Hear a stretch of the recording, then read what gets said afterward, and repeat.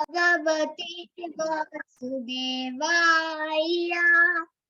ॐ नमो भगवते वासुदेवाय ॐ नमो भगवते वासुदेवाय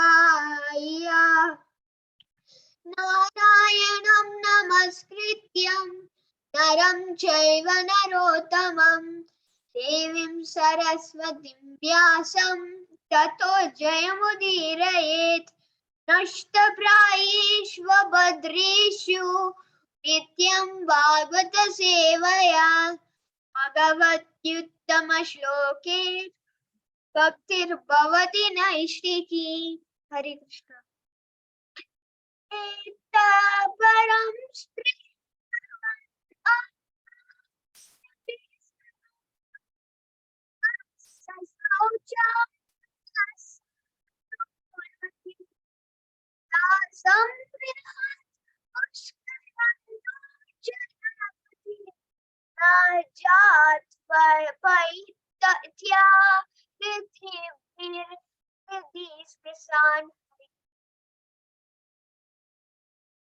Hare Krishna. Thank you very much, Shashwat.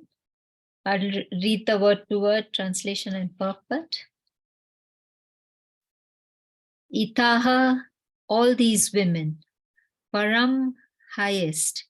Strivam, womanhood. Apata, Peshalam, without individuality. Nirastha, without. Saucham, purity. Batasadhu, auspiciously glorified. Kurvate, do they make. Yasam, from whose. Grahat, homes.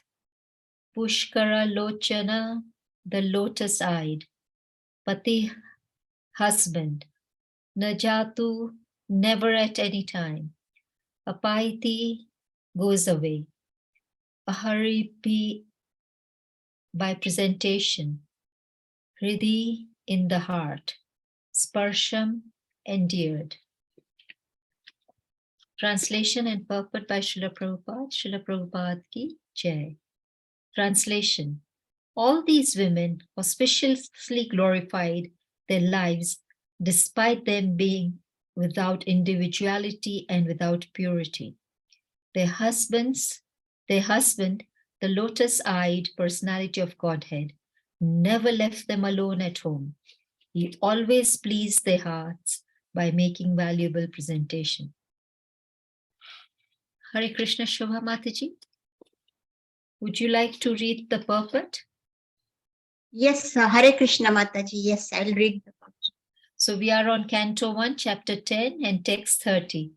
We've done till the translation. If you can read the purport, Mataji, I'll really appreciate. Yeah, my humble obeisances to all the devotees and Bhaja Govindam. Purport by His Grace Srila Prabhupada ki Jai. The devotees of the Lord are purified souls. As soon as the devotees surrender unto the lotus feet of the Lord sincerely, the Lord accepts them, and thus the devotees at once become free from all material contamination. Such devotees are above the three modes of material nature. Therefore, there is no bodily disqualification of a devotee, just as there is no qualitative difference between the Ganges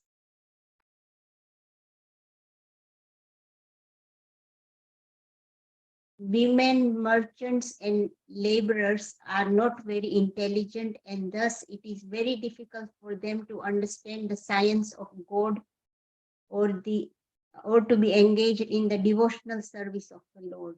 They are more materialistic, and less than them are the Kiratas, Yunas, Andhras, Pulindas, Pulkasas, Abhiras, Kankas, Yavanas, Akhasas, etc.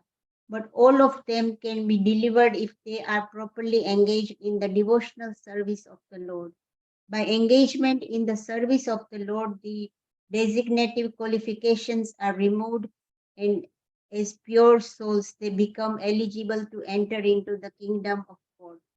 The fallen girls under the clutches of Bhaumasura sincerely prayed to Lord Shri Krishna for their deliverance, and their sincerity of purpose made them at once pure by virtue of devotion.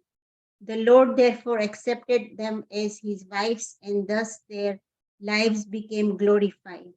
Such auspicious glorification was still more glorified when the Lord played with them as the most devoted husband.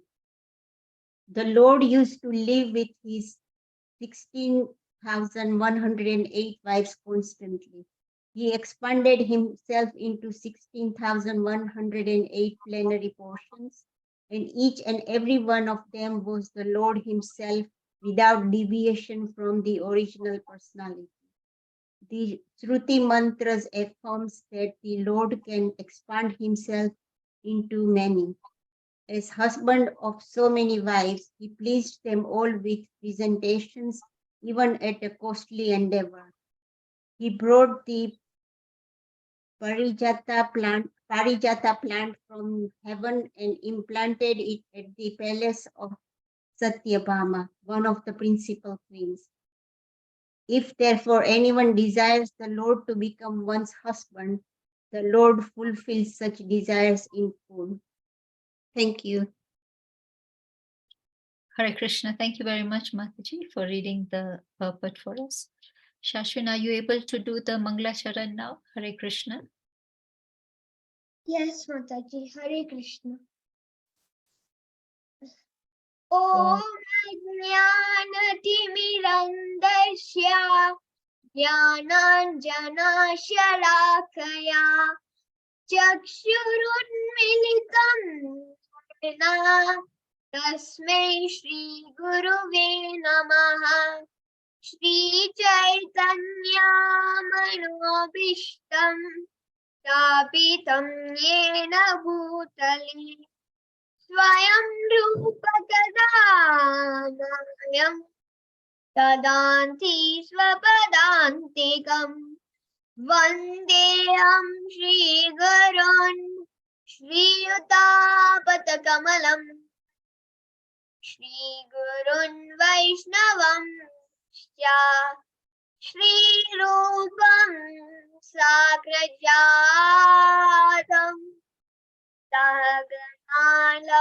लघुनाथान्वितं तं सजीवं साद्वैनं स्वावधूतं परिजनसहितं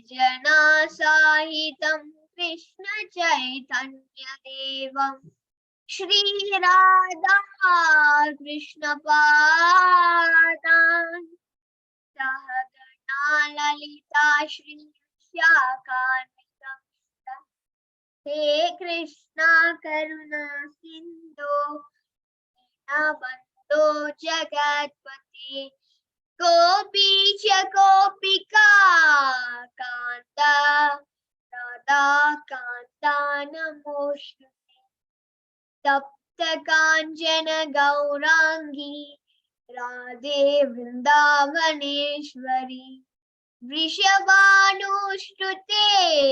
देवी प्रणमामि हरिप्रिये वाञ्छकल्पतरुभ्यश्च कृपा सिन्धुभ्येव च पतितानां पावनेभ्यो वैष्णवेभ्यो नमो नमः जय श्री कृष्ण चैतन्य प्रभु नित्यानंद श्री अद्वैत गदाधर श्रीवासादि गौर भक्तवृंद हरे Krishna Krishna Krishna Hare Hare Hare Ram Ram Hare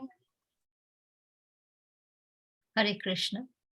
Thank you very much, Shashwin, for the wonderful Mangla Charan recital. And thank you, Shobna Mataji, for reading the purport for us. So today we have with us Bhaja Govindam Prabhuji with us after a long time. Thank you very much, Prabhuji, for joining this small group.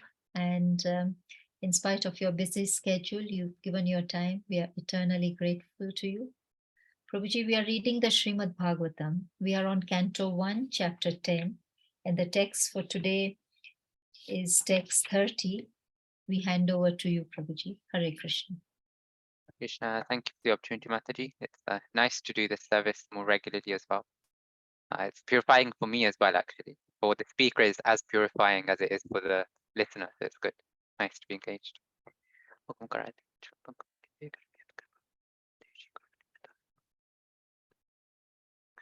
Jay, thank you.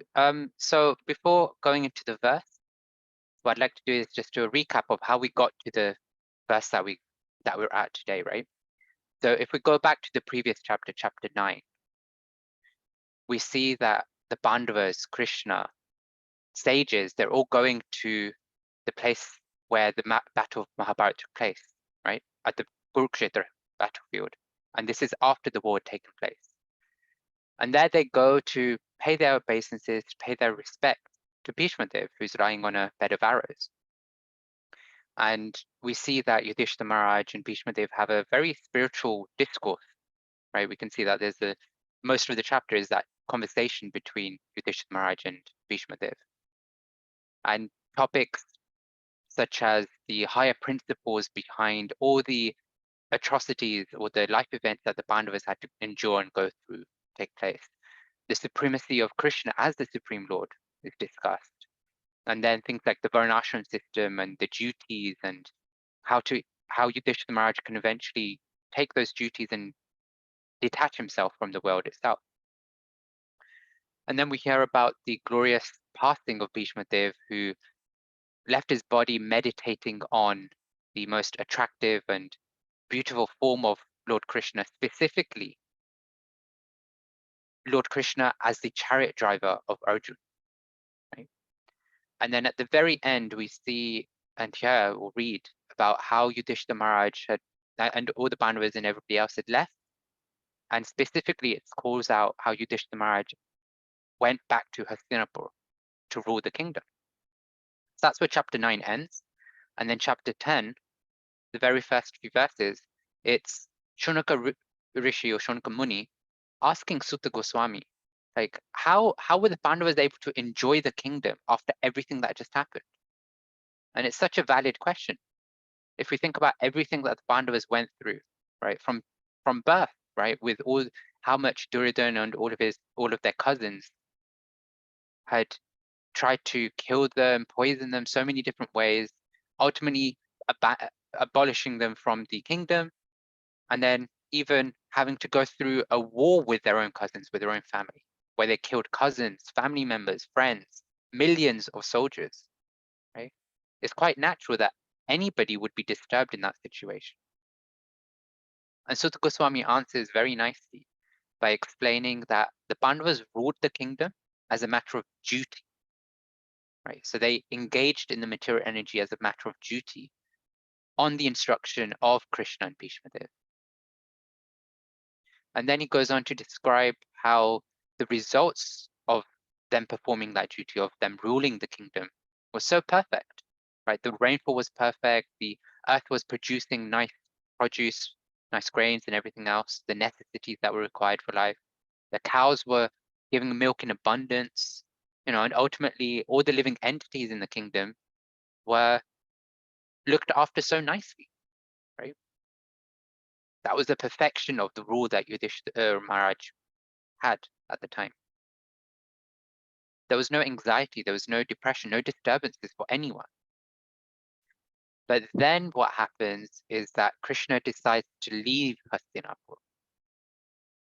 And there we hear about, and this is quite a few months after, there we hear about how all sorrow breaks loose, right? There's so much lamentation, there's so much anxiety in all the citizens and all the members of society. And just as Krishna is having that grand leaving ceremony, because he wants to go back, right? He doesn't belong in Hastinapur, he belongs in Dwarka, because that's where his wives are, that's where, he set up his kingdom. So as he's having his leaving ceremony, right, then we hear how specifically the ladies who are on the rooftops just watching, looking at what's happening, they start having a discourse, they're having their own conversation about Krishna, about the Supreme Lord. They first talk about the supreme lordmanship of Krishna, right? How he is Ishvara Parama Krishna, how he is the supreme personality of Godhead, how he is Anadir Adir Govinda Sarvakarana Karanam, how he's the origin of all, how he's got no other origin, how he's the prime cause of all causes. They describe how he is Om Purnam, how he's perfect and complete.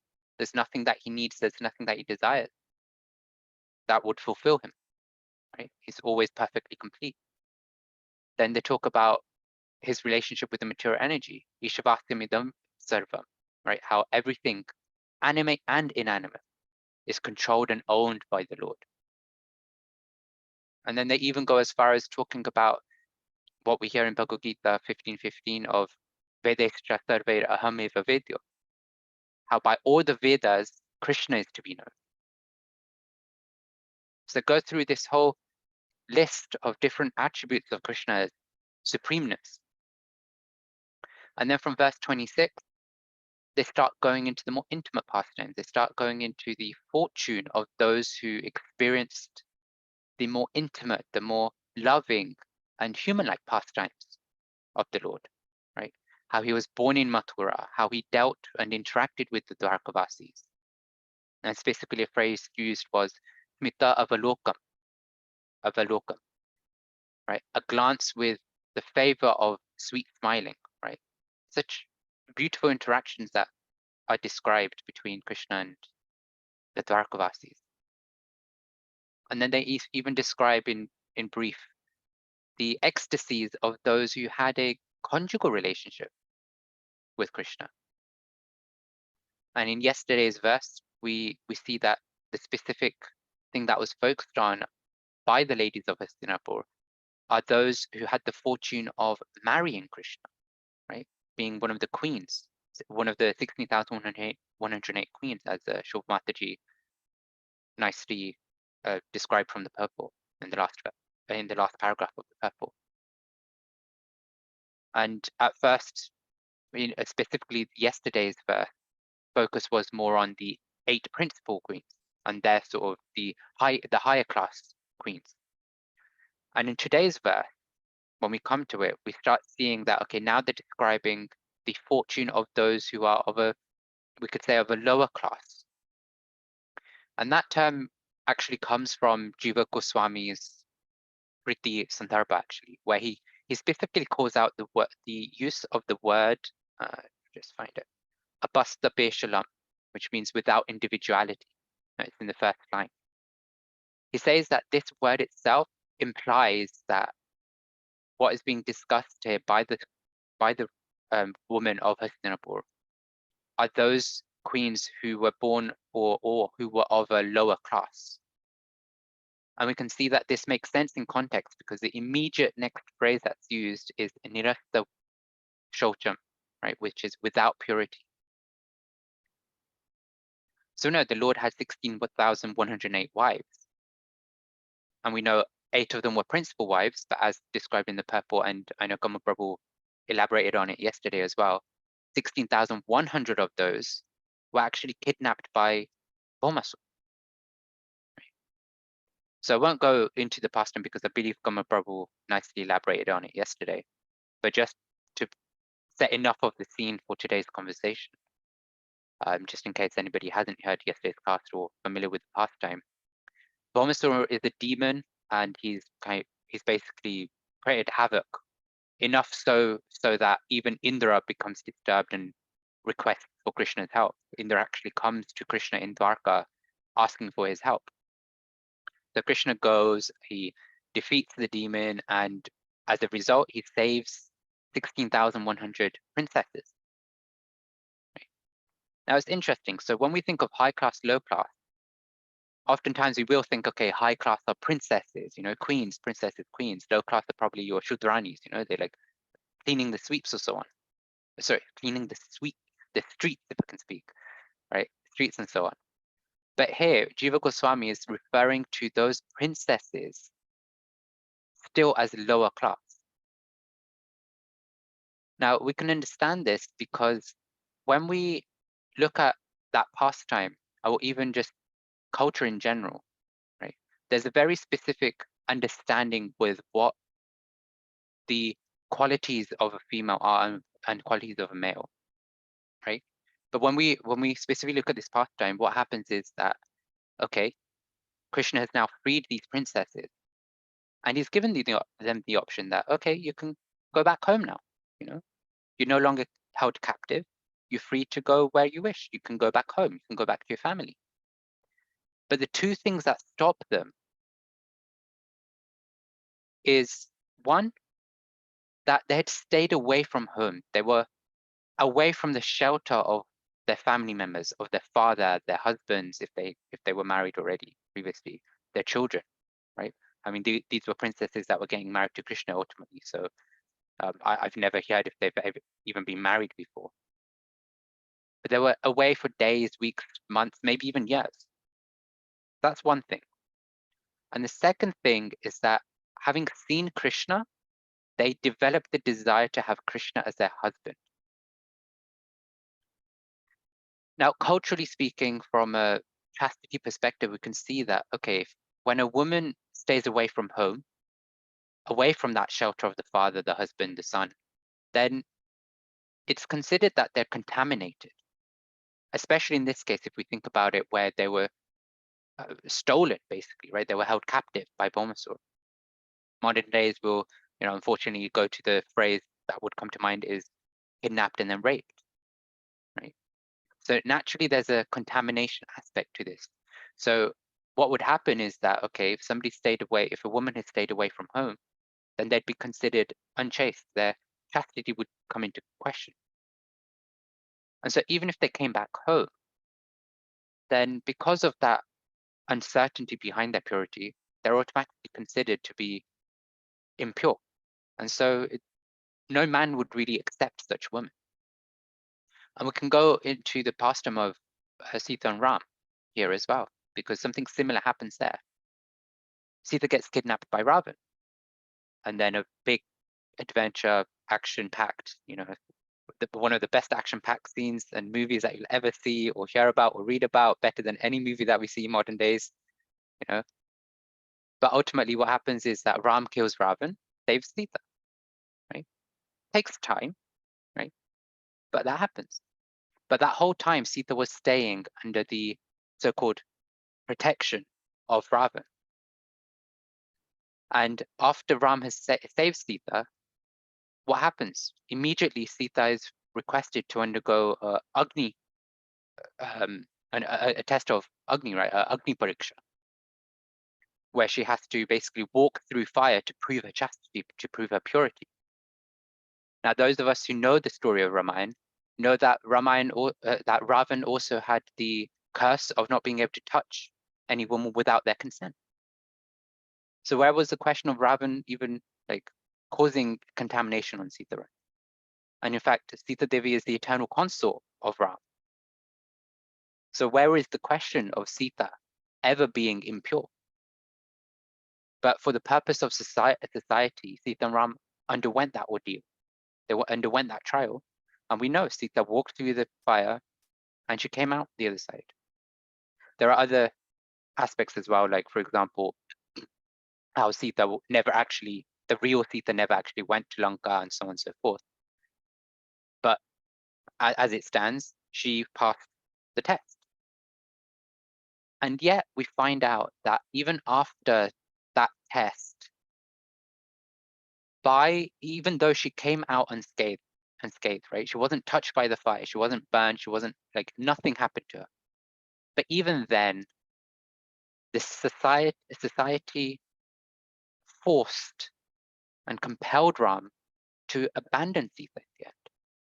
Even though she passed that test, the word on the street was so painful that Ram had to abandon Sita, despite Sita having proven her chastity.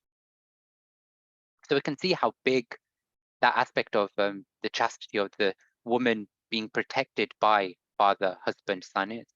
And if they're staying away from home, then especially if they're staying under the house or the shelter of another man, then the chastity immediately becomes almost zero, basically. And even today, in today's day and age, especially in India, where there's a true sense of a civilized society, where the Vedic principles are upheld, we see that women are protected, right? We see that the chastity, the purity is well maintained and protected. They're cared for correctly. But then these women, these princesses, 16,100, they were kidnapped by Bhaumasura, just like how Sita Devi was kidnapped by Ravan by force. So immediately their place as being classified as a chaste woman becomes compromised in society, right? So they're immediately considered as having no purity. But as Prabhupada says in the purport, right, quote, the fallen girls under the clutches of Bhaumasura sincerely prayed to Lord Sri Krishna for their deliverance, and their sincerity of purpose made them at once pure by virtue of devotion. Unquote. By their desire to have Krishna as their husband and to be delivered by Krishna, these women who lost their place in society, not by their own intentional will or intentional action, but by force, even they gained the highest position. And what is that highest position? The association of Krishna. And in fact, it went further. They associated with Krishna as one of his wives. So we can take this teaching here that it doesn't really matter how abominable our past is. It doesn't matter how low our birth is. It doesn't matter how sinful our activities are, right? If we develop that sincere, serious desire to associate with Krishna and take shelter of him, then we can become purified. And we have evidence from this in the Bhagavad Gita as well. In chapter 9, when Krishna's talking about the most confidential knowledge, where he's sharing about the glories of devotional service, he says, Mam hi partya vipashitya yepi syu papayonaya tiryo veshyas tatha shudra tepi yanti param gatim. Translation.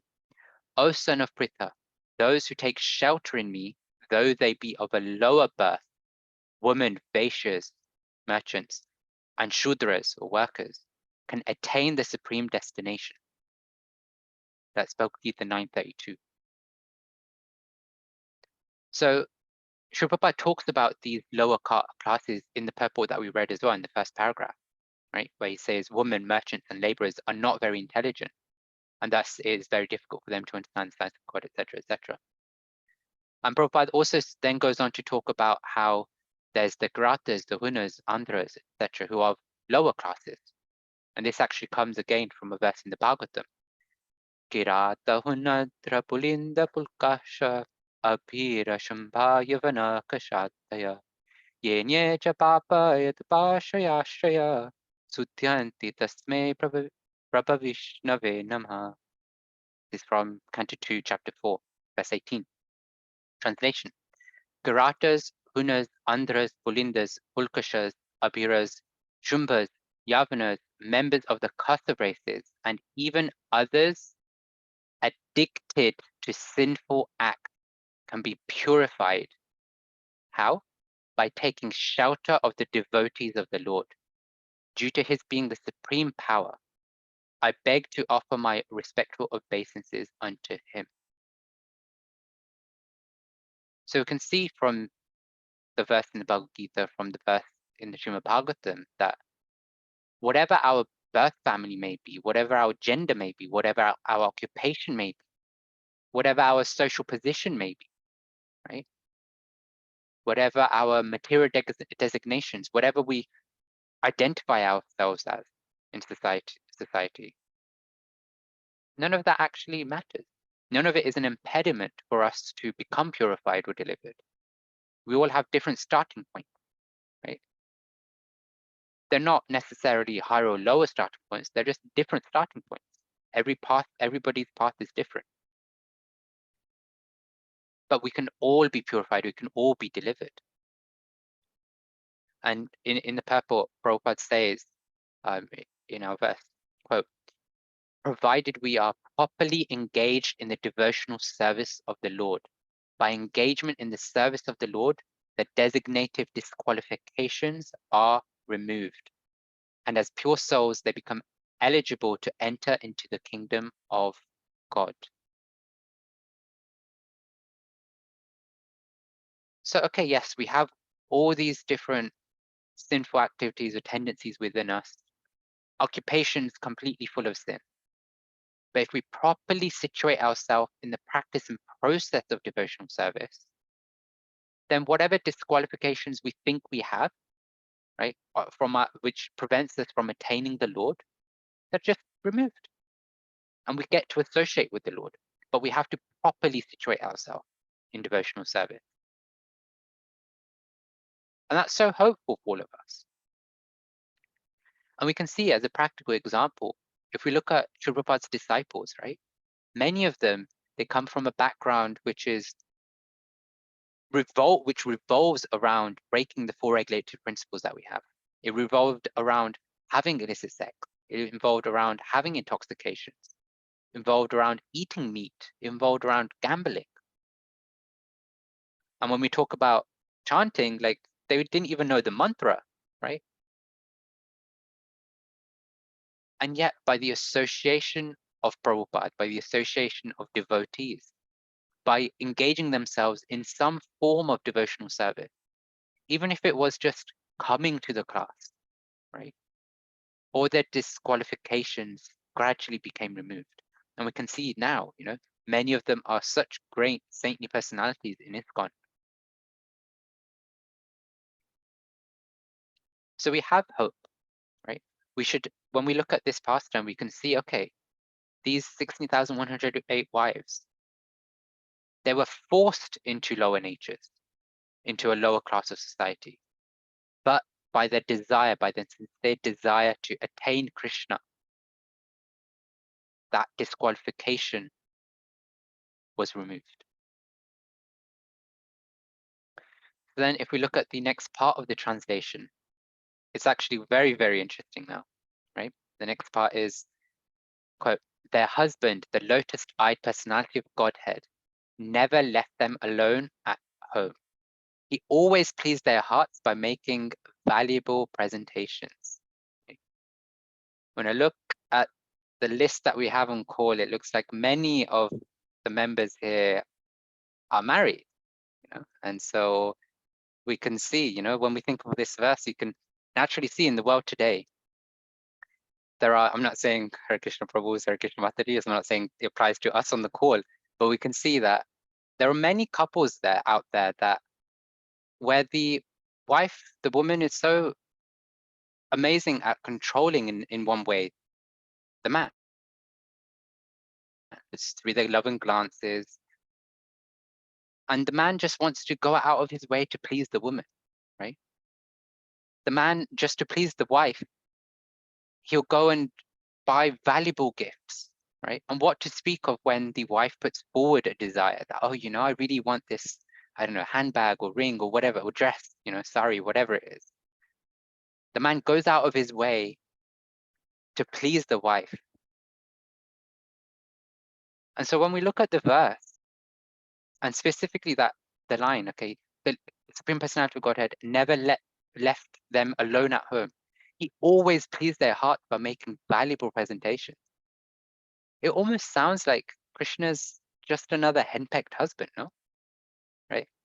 Somebody who's completely enamored and completely mad behind his wives, right? Just like conditioned men of this world.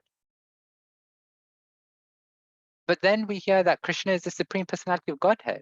In the Ishopanishad, he's described as Om Purnam, perfect and complete. And we know many times he's left the gopis, from the Ras Leela, or even Vrindavan in general, where he's left all of his girlfriends to go to Mathura or to, just go away from the dance.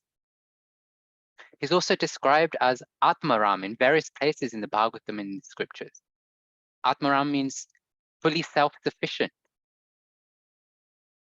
Somebody who is fully self-sufficient has become a henpecked husband. He's completely under the control of his wives. How does this make sense?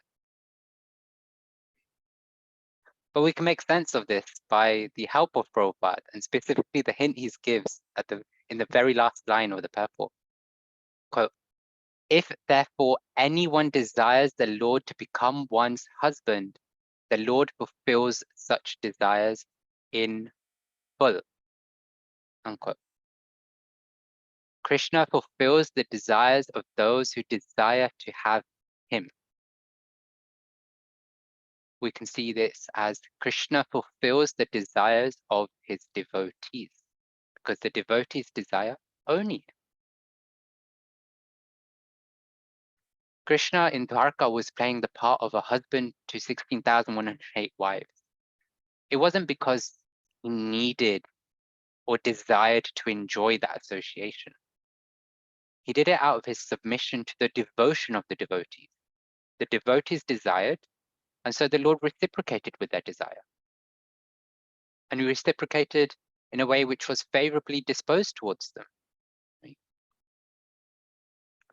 So we can see that there's actually a theme that runs throughout our scriptures, especially the Bhagavata, where the Lord is favorably disposed towards his devotees, and specifically when they're presenting their devotion forward, right?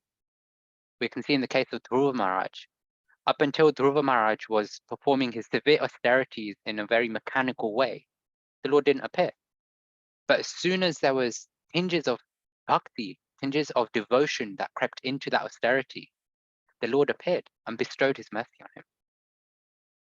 We can see in the pastime of Prahlad Maharaj, when Hiranyakashipu is like going around, like breaking everything in his own kingdom, you know, like in his own palace, just to prove to Prahlad Maharaj that Vishnu doesn't exist, or I can defeat Vishnu.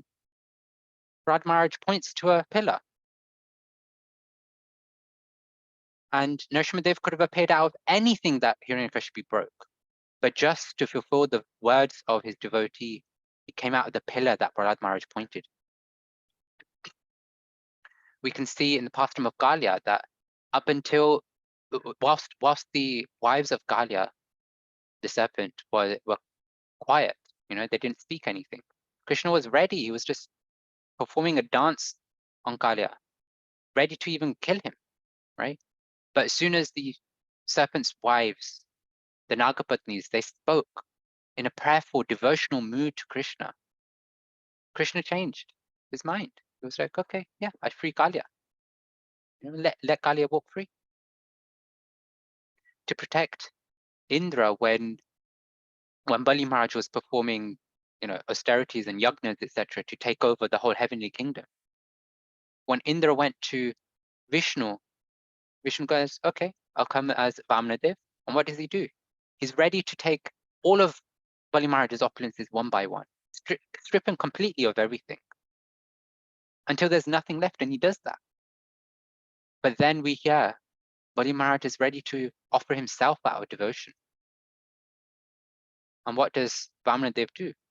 He gives him Patal to look after, but not just that. He himself goes as the doorkeeper for Bali Maharaj's kingdom, bought by the devotion.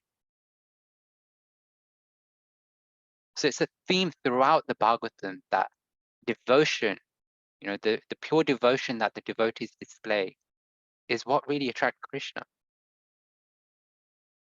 And we can see in our Acharya's works as well, specifically right now referencing the Bhakti Rasamrita Sindhu by Rupa Goswami, there's a very nice explanation of how Krishna becomes attracted by devotional service. And Srila Prabhupada summarizes in the Nectar of Devotion. Quote, Srila Rupa Goswami has stated that devotional service attracts even Krishna. Krishna attracts everyone, but devotional service attracts Krishna. The symbol of devotional service in the highest degree is Radharani. Krishna is called Madan Mohan, which means that he is so attractive that he can defeat the attraction of thousands of Cupid. But Radharani is still more attractive, for she can even attract Krishna. Therefore, devotees call her Madan Mohan Mohani, the attractor of the attractor of Cupid. To perform devotional service means to follow in the footsteps of Radharani, and devotees in Vrindavan put themselves under the care of Radharani in order to achieve perfection in their devotional service. In other words, devotional service is not an activity of the material world. It is directly under the control of Radharani. In Bhagavad Gita, it is confirmed that Mahatmas, or great souls, are under the protection of Devi Prakriti, the internal energy Radharani. So, being directly under the control of the internal potency of Krishna, devotional service attracts even Krishna himself. Unquote. As devotees, this is our primary goal: to perform and engage in devotional service in such a way that Krishna and his devotees become pleased and attracted by it. So when we're performing devotional service, we can meditate and think about what is our mood, what is our intention, what is our consciousness, our prayers. We can look at the service and just see it as, okay, this is just another task that I have to do. You know, like Kritika Mataji, you so diligently are always looking after the Zoom calls, starting them up, you know, scheduling the speakers, etc. You could see it as just a, okay, I have to do this. It's connected to KC, but you know, I just have to do it, kind of thing. Or we can endeavor in those activities thinking, how can I please Krishna the most? We can play to Radharani and go, engage me in service and guide me in my service to please Krishna, to please yourself, to please the devotees. When we're coming home from a long day at work where the bosses just shouted at us and we're trying to go, you know, trying to meditate on Trinadabi Sunichana, you know, more humble than a straw in the street, trying to be calm, peaceful, humble. We come home, and especially the Matajis, all glorious to yourselves, you come home and you engage in activities at home, cooking for the family, cooking for the deity. We could come home with the mentality, okay, I've just had a long day, I just need to cook my food, you know, offer it, okay, because I'm a devotee, I have to offer it to the deities, and then I can honor, my family can honor. Or we can go, okay, it's been a long day at work, it's still service, but now I'm coming directly in direct service to you, Krishna.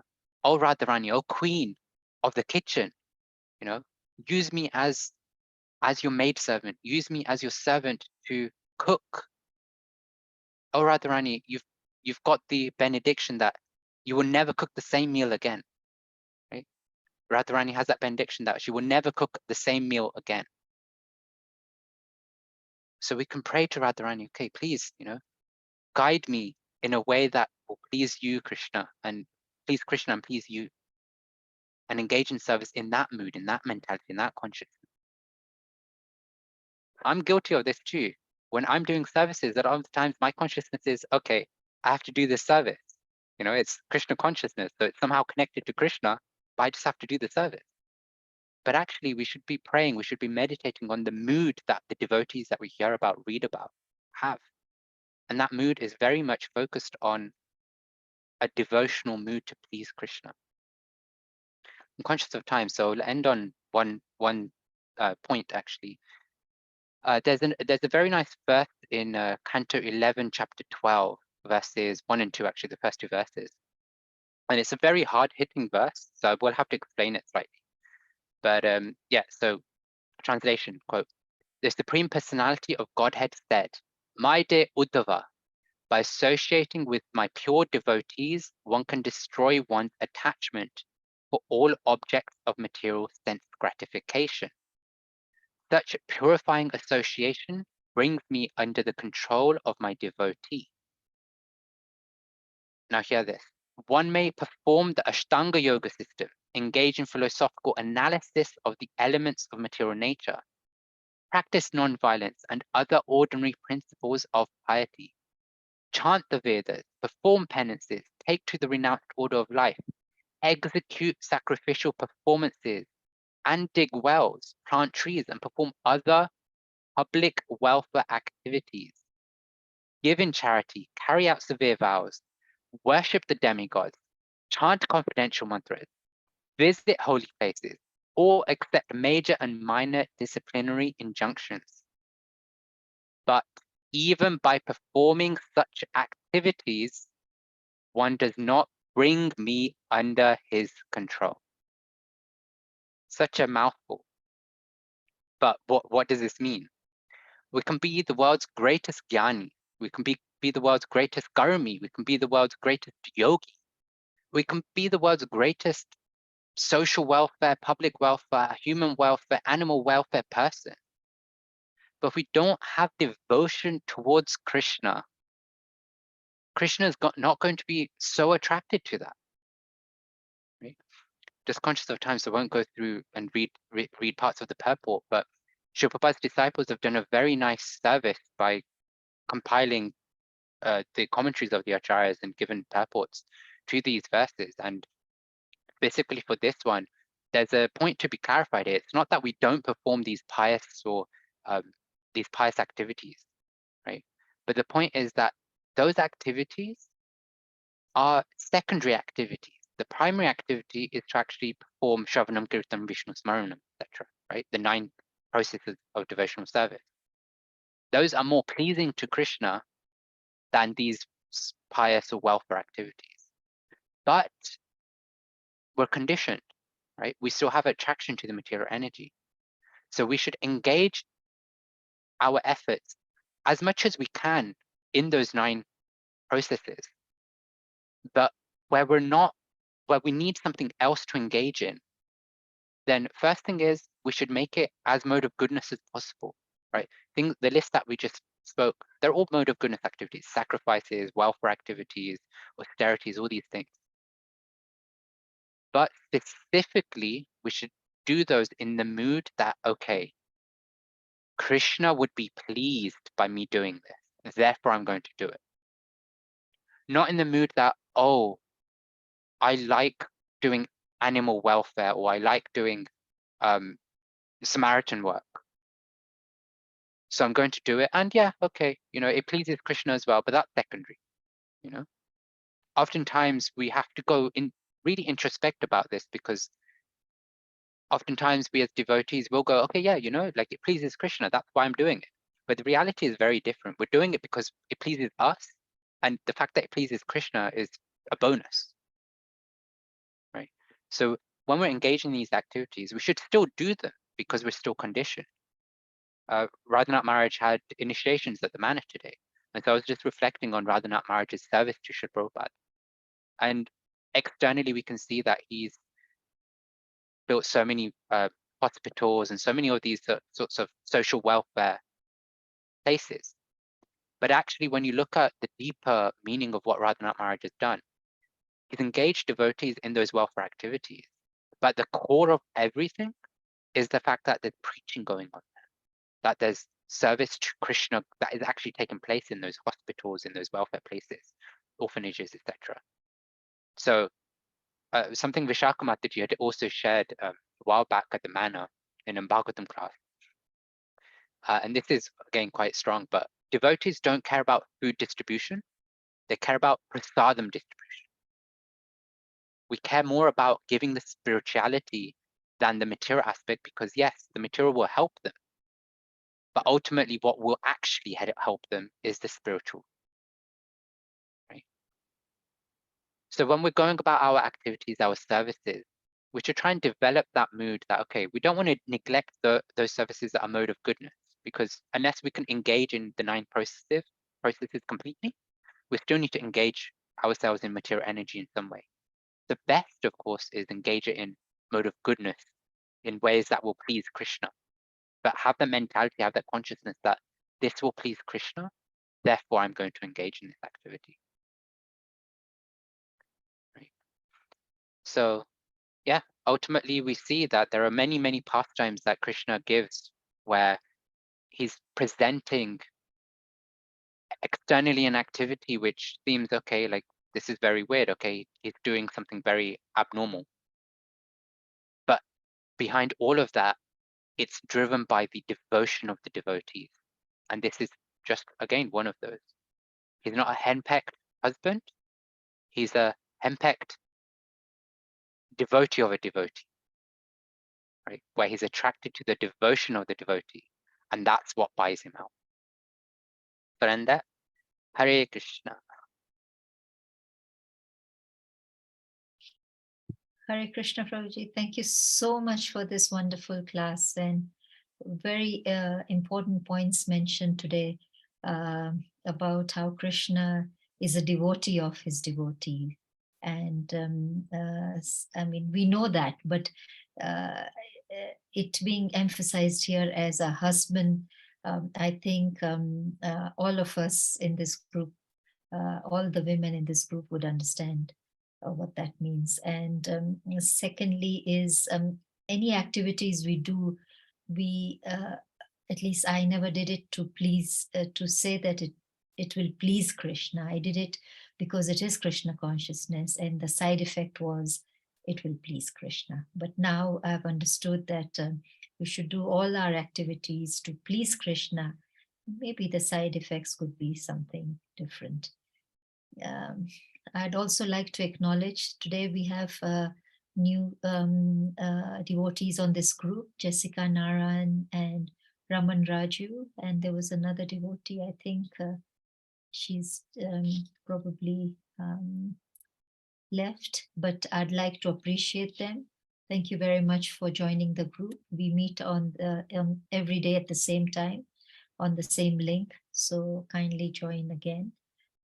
Just if you can tell us where you are from, if you can switch, if you are able to switch on your videos, we'd really appreciate that. And Hare Krishna, Hare Madam. Krishna. Ramya here, and I'm part of Bhaja Govindam Prabhu's BV group and Nikhil Prabhu's group. So he dropped as a link there. So yeah. Thank you very much for joining us. Hare Krishna. We are a very small town in Kenya, so the world is a small place now, and everybody can meet anywhere. So thank you very much for joining in. Hare Krishna. Okay, we can open up to questions. Are there any questions or comments on this group? I have one question, Mataji, but I joined midway. Maybe I missed it. But thanks, Prabhu, for briefing. But when you said, when you offer devotional service, the goal is to please Krishna, fair point. And what would be the mood, right? Like I saw Nikhil Prabhu's message today where I got a little confused, where they said it could be any bhav, right? Like Vatsalya bhav, Sakya bhav, you can be considering him as a friend, you know, as a child or what have you. But why not as parents, right? Like why not as a father of that mode? Because we are also devoted to our parents in offering the services, which we do with love and affection. Well, I understand Prabhupada's message in one of the lectures that if you consider them as parents, you have the mood of, you know, receiving from your parents and not giving. Fair point. But when we offer these devotional services, why don't we consider in that bhav, or shouldn't we consider? A little lost there. Yeah, no, thank you for the very nice question. And just for context, the quote was about Sri Prabhupada.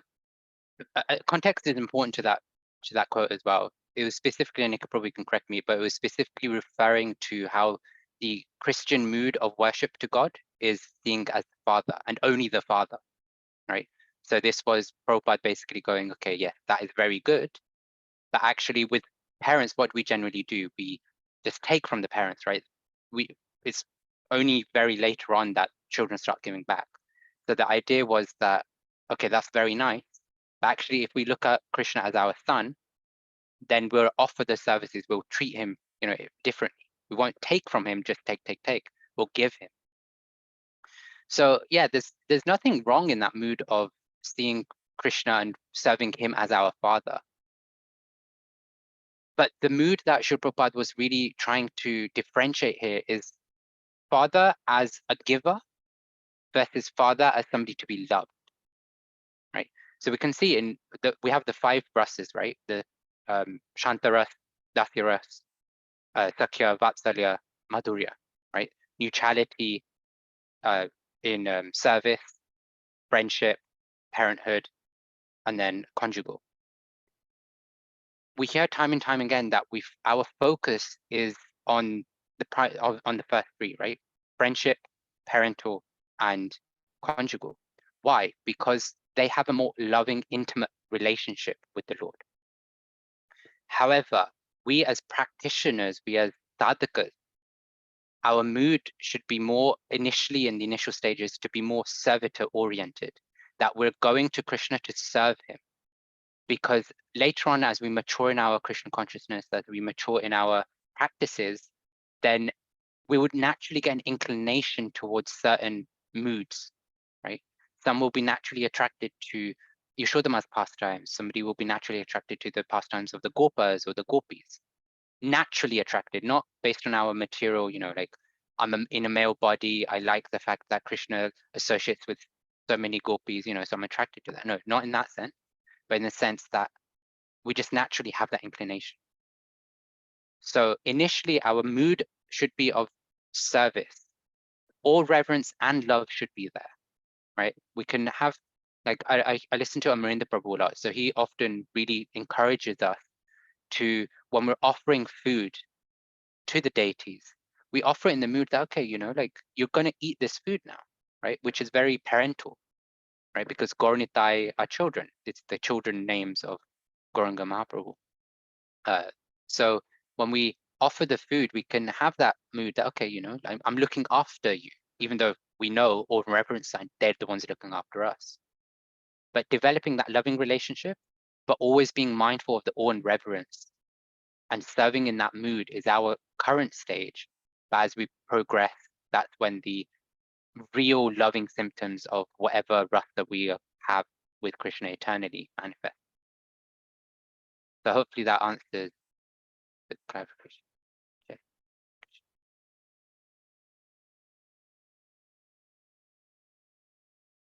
Thank you very much, Prabhuji. Yes, initially we are das, anudas, anudas. So we start our journey with serving the devotee and the devotee, the servant of a servant of a servant of a servant. We're always dasana, dasana, das. We're always servant. It's just the mood of the service is different. We can never replace Radharani, we can never replace Yashodama, but what we can do is be their servant or the servant of their servants in that mood. Yes, Prabhuji. Any other questions or comments?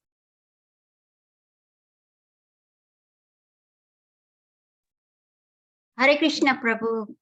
I just wanted to clarify my understanding regarding Lord Krishna playing as a role of Lord Sri Ram, and how he abandons Sita Devi, and in this instance he is like helping his devotees. All these princesses were fallen, and he helps, he marries them and he rescues them. So is it because here he's presenting a relationship between a Lord and his devotees, and as Lord Sri Ram, it's presenting an example of relationships that how an ideal king should behave? Is that right? Yeah, that's my understanding also. Ideal king, ideal householder, ideal husband, presented all of those for us to learn from. And here, yes, philosophically, that's one thing, but the cheekiness in me also wants to bring out the fact that Krishna is naturally cheeky also, right? He's naturally playful. So he'll always break the rules in his Krishna form, but he won't break the rules in Ram's form. Yes, that makes sense. Thank you. But yeah, the main thing is that obviously in this case, it's that relationship with the devotees that he's enhancing and Yes, establishing. Thank you, Prabhuji. Thank you very much, Shobha Mataji, for that question. Any more questions or comments? I know we are almost about to end this session. Okay, if there are no more questions or comments, I can request Prashant Atma Dasa Prabhu. Is it possible for you to end the session? Hare Krishna, Prabhuji.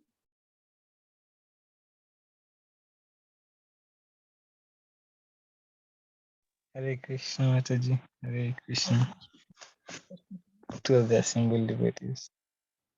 Hare Krishna Bhajan Govindam Das. Prabhu, thank you for being with us today. Thank you for this nice class. Um, we give thanks and I request all the assembled devotees, please unmute ourselves and chant the Hare Krishna mantra in glorification of His grace. Bhajan Govindam Das. Hare Krishna, Hare Krishna, Krishna, Krishna, Hare Hare Hare, Hare Hare Ram, Hare Hare Rama, Rama Rama, Hare Kalpataruभ्यश्च Kripa Sindhu Pai Shanam कृपासिन्धुभ्यो Namo Grace Bhajan Govinda Prabhu ki Jai, Shripapad Srila ki, Prabhupada ki Jai, Iskon Eldrat ki, Jai. jai. Jai. Hare Krishna. Krishna. Hare Krishna. Thank you, Thank you, Prabhu. Prabhuji. Wonderful class.